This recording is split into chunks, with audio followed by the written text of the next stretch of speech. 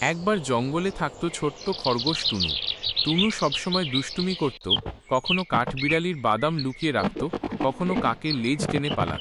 সবাই তাকে খুব ভালোবাসত, কিন্তু মাঝে মাঝে রাগও করত। একদিন টুনু জঙ্গলের ভেতর চকচকে একটা ফল দেখতে পেল। ফলটা নীল আলো ছড়াচ্ছিল। টুনু দৌড়ে সেটা তুলে নিল আর খেয়ে ফেলল।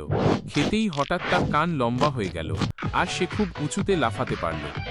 টুনু খুশি হয়ে চেঁচাতে লাগলো, আমি তো জাদুর খরগোশ। সে গাছের ডালে উঠে গেল, নদী লাফিয়ে পার হয়ে গেল। কিন্তু আনন্দে লাফাতে লাফাতে হঠাৎ কাদা গর্তে আটকে গেল। কান আর লাফ তাকে সাহায্য করতে পারল না। ঠিক তখন কাঠবিড়ালি, কাক আর বানর দৌড়ে এল।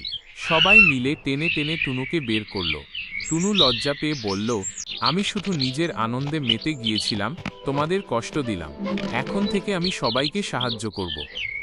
বন্ধুরা হেসে বলল, জাদু নয়, বন্ধুত্বই সবচেয়ে বড় শক্তি।